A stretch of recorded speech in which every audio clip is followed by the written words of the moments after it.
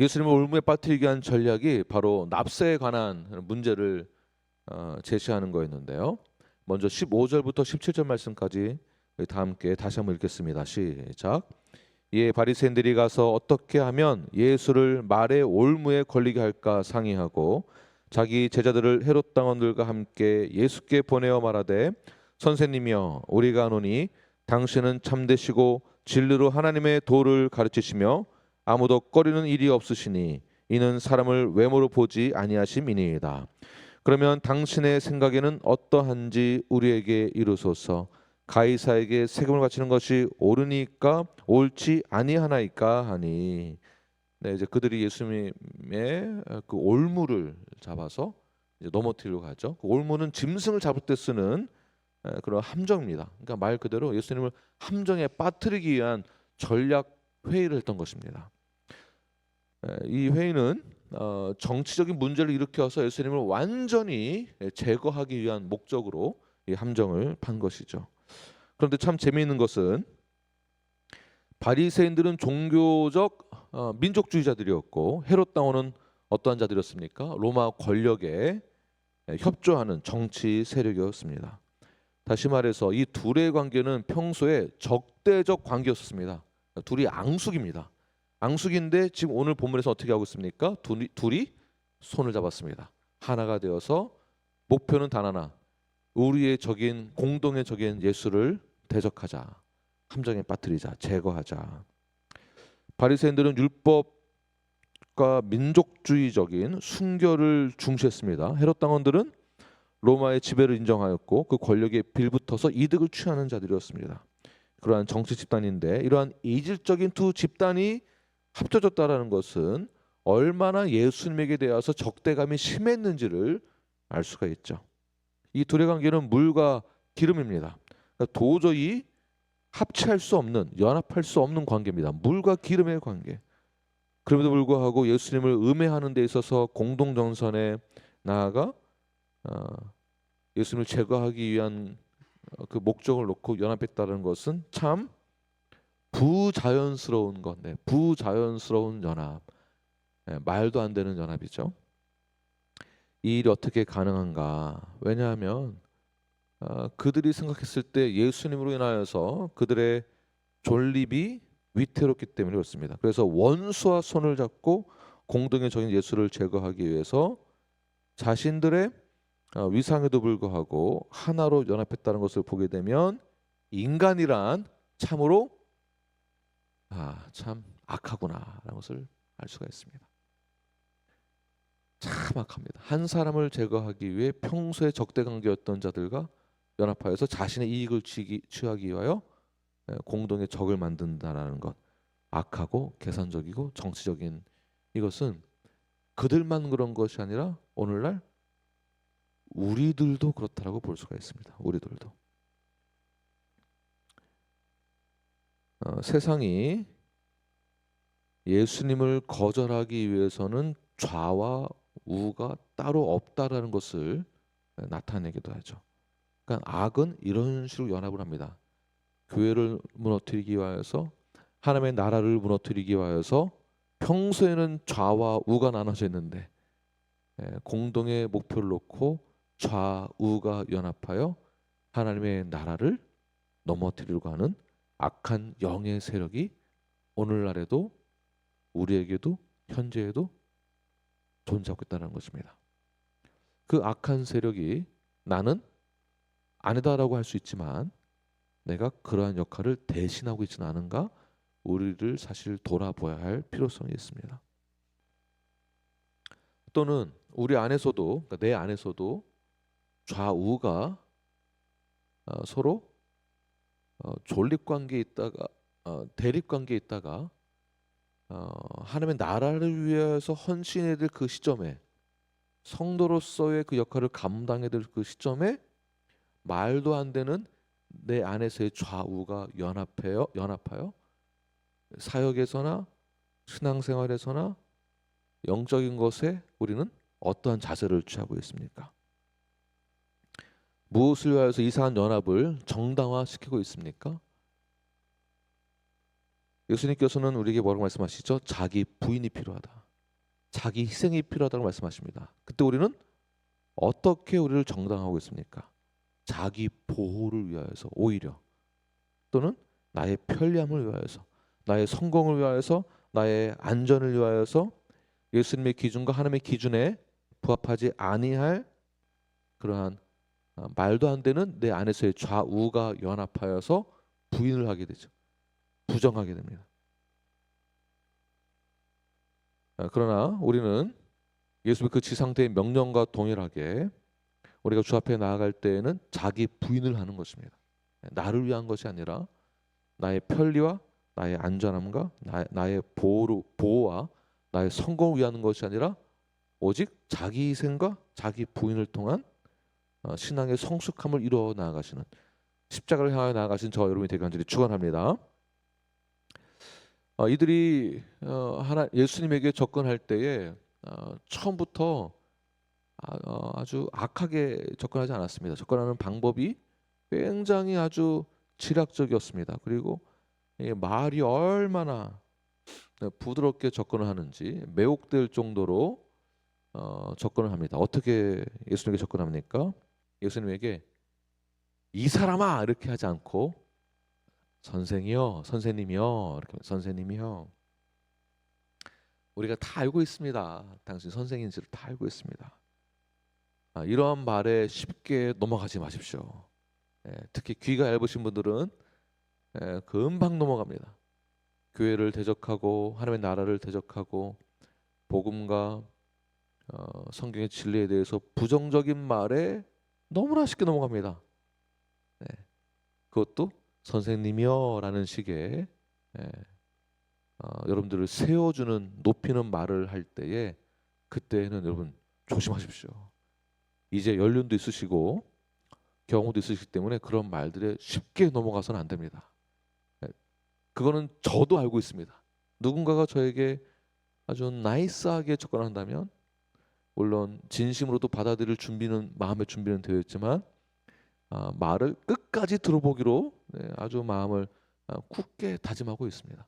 끝까지 그 말을 다 들어보고 나서 그리고 기도하면서 결정하려고 합니다. 이들의 악한 그 마음을 겉으로 표현하지 아니하고 선생님이여라고 한다라는 것은 그들의 불순한 의도를 숨기고 겉으로는 그럴싸한 모습으로 접근을 하죠. 이렇게 불순한 의도를 숨기고 아주 나이스하게 접근한다는 것은 악한 마음을 소유했다라고 볼 수 있고요. 아무리 온유한 말, 나이스한 말로 한다 할지라도 그들의 마음은 이미 악한 마음으로 가득 차 있기 때문에 겉으로는 그럴싸해 보이지만 그들은 악한 존재다라고 보는 것입니다.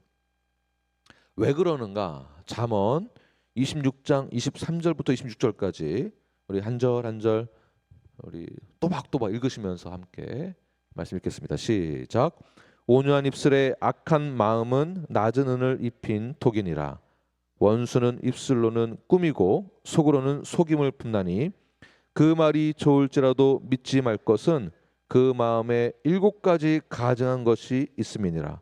속임으로 그 미움을 감출지라도 그의 악이 회중 앞에 드러나리라.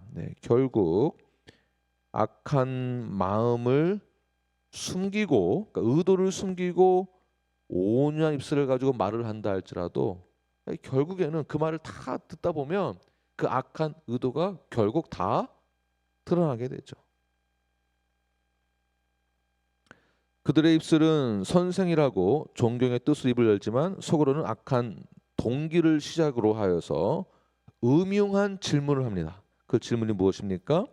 가이사에게 세금을 바치는 것이 옳습니까? 옳지 않습니까? 자, 이 질문은 굉장히 난감한 질문입니다. 그러니까 지혜로운 자들은 이 질문을 들었을 때 시대적 상황과 모든 그 앞뒤 전체 컨텍스트를 다 이해를 해야 됩니다. 이 사람의 의도가 무엇인지, 이 의도의 배경은 무엇인지, 왜 이러한 질문을 하는지에 대한 모든 것을 다 간파할 수 있으셔야 합니다. 굉장히 지혜로운 그러한 자세를 갖고 있으셔야 합니다. 그냥 저는 아무것도 몰라요, 저는 순진한, 이거 가지고 다 되는 게 아닙니다. 저 몰랐어요. 우리 신앙생활을 잘한다는 것은 성경의 깊이를 깨닫고 신앙생활을 잘한다는 것은 이러한 상대방의 악한 의도도 파악할 수 있어야 된다는 것입니다. 교회를 무너뜨리는 자와 교회를 위해서 헌신하는 자의 그러한 말들을 잘 들어보십시오. 당시 로마 황제에게 납세하는 문제는 이스라엘 백성들에게 있어서 로마 간에 상당한 마찰을 빚었던 아주 예민한 문제였었습니다. 아직 해결되지 않은 문제였었습니다. 각 정파 간에 일치된 그런 합의가 없었습니다. 그러니까 그 정도로 아주 난감한 문제였었습니다. 당시 열심당원은 로마에게 납세한다는 것에 대해서 완전히 거부했습니다. 그러니까 납세를 반대했습니다. 그래서 납세를 반대하는 그 이유로 하여서 문제 제기를 하고 반란을 일으켰습니다. 다시 말해서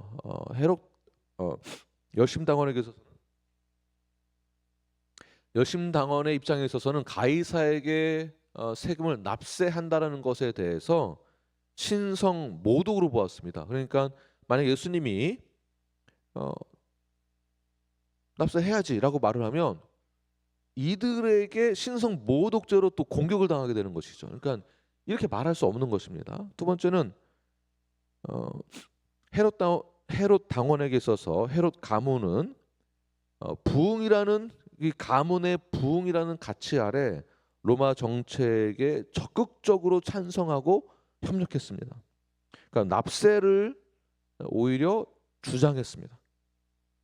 근데 납세를 하면 안 된다라고 하면 이들에게 또 공격을 받게 되는 것이죠. 그러니까 이렇게 말을 하나 저렇게 말을 하나 공격은 받게 되는 것입니다. 그러니까 그것을 노리고 예수님에게 이러한 악한 질문을 한 것이죠. 예수님이 얼마나 지혜롭게 대처하셨는지 한번 보시기 바랍니다. 18절부터 21절 함께 읽겠습니다. 시작. 예수께서 그들의 악함을 아시고 이르시되 외식하는 자들아 어찌하여 나를 시험하느냐. 세금 낼 돈을 내게 보이라 하시니 데나리온 하나를 가져왔거늘 예수께서 말씀하시되 이 형상과 이 글이 누구의 것이냐. 이르시되 가이사의 것이니이다. 이에 이르시되 그런즉 가이사의 것은 가이사에게 하나님의 것은 하나님께 바치라 하시니. 예수님은 그들의 질문을 이해했다라기보다는 무엇을 간파하셨나 하면 그들의 의도를 간파한 것입니다. 저희들 이 말에 속아 넘어가는 것보다 더 신중하게 우리가 봐야 될 것은 이 사람이 어떤 의도로 말을 하고 있는가, 이것이 굉장히 중요합니다. 예수님은 그 의도를 먼저 파악하는 것이죠. 즉 예수님은 우리의 마음의 의도, 우리의 마음을 먼저 보신다는 것입니다. 겉으로는 또는 형식적으로는 아무리 우리가 거룩한 척하고 기도하는 척하고 예배드리는 척한다 할지라도 하나님은 우리의 이 겉모습만 보는 것이 아니라 우리의 마음속의 의도를 먼저 보신다라는 것, 그것을 기억하십시오. 예수님은 우리의 마음속 깊은 곳까지 있는 의도를 다 파악하고 계십니다. 그러므로 우리는 예수님 앞에 숨길 것이 없어야 합니다. 그러니까 외적인 행위보다는 내적인 동기를 먼저 보시는 그 주님 앞에 우리의 전부를 다 내려놓고 주님께 찬양과 영광을 돌려야 합니다. 그러니까 겉으로는 의로워 보이고 겉으로는 착해 보이고 거룩해 하다라고 보일지라도 우리의 마음과 동기와 의도를 내 마음속 깊은 곳에 그 위선과 탐욕과 교만이 없는 것처럼 겉으로 보인다 할지라도 예수님은 다 간파하신다라는 거. 다 간파하신다라는 거. 그러므로 우리는 어떻게 해야 될까요? 진정한 신앙을 가져야만 합니다. 마음의 진실성을 가지고 주 앞에 나아가야 합니다. 그러니까 그것을 하나님께서 우리에게 요구하고 계신 것입니다. 마음의 진실성. 그러므로 우리가 예배의 자리에서, 기도의 자리에서, 헌신의 자리에서, 섬김의 자리에서 사람에게 인정받으려고 겉으로 이렇게 해봐야 아무 소용이 없습니다. 하나님 앞에 잘 보이려고 겉으로만 해봐야 아무 소용이 없습니다. 오직 신령과 진정으로 진실된 마음으로 주 앞에 나아가시는 저와 여러분이 되길 바랍니다. 그러한 마음을 뭐라고 하는가? 경외라고 합니다. 경외. 주님을 경외하는 그 마음을 가지고 두려움과 떨림으로 진실됨과 신령과 진정으로 주 앞에 나아가는 것. 두렵고 떨리는 그 마음으로 나를 돌아보아 외적인 모습만이 아니라 내 마음에 있는 동기까지 주 앞에 간절하게 나아가시는 저와 여러분이 되길 바랍니다. 그 질문에 예수님께서는 이렇게 말씀하십니다. 가이사의 것은 가이사. 여러분 잘 아시죠? 하나님의 것은 하나님에게. 이제부터 정말 중요한 내용입니다. 잘 들으시기 바랍니다. 조금 길어지더라도 정말 이 부분이 제일 중요합니다. 가이사의 것은 가이사에게, 하나님의 것은 하나님에게. 도대체 이 말이 무슨 말인가? 이 말씀은 세상의 권세를 인정해라 이런 말이 아닙니다. 그러니까 이 말을 끝까지 잘 들으십시오. 의도가 다 있습니다. 세상의 권세를 인정해라라는 것이 아니라 이 말씀은 권위의 경계선을 확실하게 그어라. 권위의 경계선이 분명히 있다. 그러니까 세상의 것과 하나님의 것은 분명히 있다. 경계선이 있다는 것입니다. 자, 가이사는 세금을 요구할 수 있다라는 것입니다. 누구에게요? 우리에게. 분명히 너희들에게 가이사는 세금을 요구할 수 있다. 그러나 그 세금을 냈다라고 해서 내 영혼까지 같이 드리는 것은 아니다. 나의 마음과 나의 믿음과 내가 믿음에 대한 그 대상에 대한 그 열정까지 다 가이사에게 주는 것은 아니다. 그러니까 경계선이 있다는 것이죠. 세상은 돈을 원하지만 그렇다면 하나님은 우리에게 무엇을 원하실까요? 하나님의 것은 하나님에게, 즉 하나님은 우리의 존재 자체를 전부 원하시는 것입니다. 자, 여기 깊은 뜻이 있는데요. 데나리온에 무엇이 새겨져 있느냐? 이 동전에는 가이사의 형상이 새겨져 있었습니다. 그렇다면 그거 가이사에게 주어라. 경계선이죠. 세금 낼 거 다 내라. 당연히 세상의 법과 세상의 모든 그러한 질서에 우리가 다 따라야 된다. 따라라. 그렇다라고 해서 그들이 우리의 믿음의 대상은 절대 아니다. 그렇다면 데나리온은 가이사의 형상이 새겨져 있지만 그러나 하나님의 것을 하나님께 드린다라는 것, 즉 우리는 누구의 형상대로 지어졌는가? 바로 이 문제입니다. 우리는 누구의 형상대로 지어졌습니까? 하나님의 형상대로 지어졌다. 경계선이 있다. 가이사의 것은 가이사에게, 그러나 나는 하나님에게 나를 드려야 된다라는 뜻이 있는 것이죠. 우리는 정말 가이사의 것에 대해서 세상에서 정해놓은 세금의 그 퍼센테이지를 정확하게 내고 있습니다. 숨기고 속이려고 노력은 하지만, 빼돌리려고 하지만 그래도 내야 될 것은 내려고 하고 있고, 이게 걸리면은 몇 배 이상으로 차지해서 더 많이 내야 되는 상황도 생깁니다. 이 법에 걸리지 않기 위해서는 저희들이 다 세금을 냅니다. 그렇다면 정작 하나님에게 드려야 될 것은 우리는 어떻게 드리고 있습니까? 요 포인트입니다. 나는 무엇을 하나님께 드리고 있는가? 자, 보십시오. 단순히 하나님께 드려야 할 것을 드린다라는 것에 대해서, 드린다라는 것을 헌금으로만 생각하지 마십시오. 그렇다고 헌금을 약소화시키거나 헌금을 드리지 않아도 된다라는 뜻은 절대 아닙니다. 무슨 뜻이냐면 헌금만이 다가 아니다라는 것입니다. 헌금만 드리는 차원이 아니라 하나님의 것은 하나님에게 드린다라는 것은 무엇이냐면 나의 존재 자체를, 나의 존재 전체를 드린다라는 뜻입니다. 그래서 21절 다시 후반절 보게 되면 하나님의 것은 하나님께 바치라. 예수님의 말씀은 단지 중립적인 자세에서 이것도 아니고 이것도 아닌 상태에서 이렇게 정치적으로 중립적인 상태에서 애매모호하게 답을 주신 것이 아니라 경계선을 확실하게 그어놓고 들어라. 그리고 너의 것은 너 것이 아니다. 하나님의 것을 너의 전부를 전체를 들어라. 예수님은 더 큰 원리를 말씀하신 것입니다.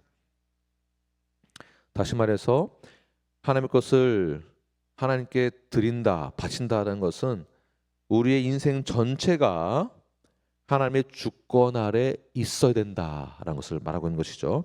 자, 이렇게 말하면 어렵습니다. 그렇다면 무엇이 우리의 삶의 가운데에서 무엇을 하나님의 주권 아래 두고 모든 것을 드려야 되는가? 그러니까 무엇을 드려야 되는가? 첫 번째, 나의 삶 전체를 드리는 것입니다. 나의 삶 전체를. 로마서 12장 1절 말씀 시작. 그러므로 형제들아, 내가 하나님의 모든 자비하심으로 너희를 권하노니 너희 몸을 하나님이 기뻐하시는 거룩한 산 제물로 드리라. 이는 너희가 드릴 영적 예배니라. 나의 삶을 드리는데 제물로 드리는 것입니다. 나의 삶을 다 드리는 거예요. 드린다는 것은 내 몸을 드린다라는 것이 아니라 나의 삶을 드린다고 했을 때에 나의 시간도 들어가고요.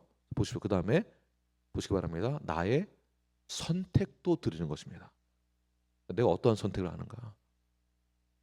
그런데 내 선택을 할 때 하나님의 주권 아래에 있는 존재로서 시간도 드린다라는 것을 봉사하는 시간, 이렇게 생각하시는데 나의 삶 전체가 예배의 삶이 되어야 하는 것이고, 예배의 삶이 된다는 것은 이 선택까지도 주권적인 그 하나님의 말씀 아래 하나님 중심의, 예수 중심의 선택을 해서 그 선택의 결과들을 주님께 드린다라는 거, 이것이 중요합니다. 그 선택을 내 위주로 한다는 거, 나를 위한 것으로, 나의 이익을 위한 것으로, 나의 욕망과 나의 꿈과 나의 성공을 위한 것을 결정을 내리는 것을 하나님께 드릴 수는 없습니다. 그것은 가해사할 것입니다. 그러니까 나의 삶을, 하나님의 주권 아래에 있는 나의 삶을, 나의 그 선택까지도, 그 계획까지도 모든 것을 주께 드리시는 저와 여러분이 되길 간절히 축원합니다. 두 번째는 자기 뜻을 내려놓고 하나님의 뜻에 적극적으로 순종하는 것입니다. 누가복음 22장 42절 시작. 아버지여, 만일 아버지의 뜻이거든 이 잔을 내게서 옮기시옵소서. 그러나 내 원대로 마시옵고 아버지의 원대로 되기를 원하나이다. 그렇죠. 적극적인 주님 앞에 나아가는 순종이 우리에게 필요합니다. 내가 원하는 것을 결정하지 마시고 하나님 기뻐하신 것이 무엇인지를 성경적인 그 권위 아래 순종하시어 주 앞에 모든 것을 다 드리시는 저 여러분이 되길 바랍니다. 세 번째는 마음과 정성과 뜻과 힘을 다하여 오직 주 여호와를 사랑하는 것입니다. 마태복음 22장 37절 시작.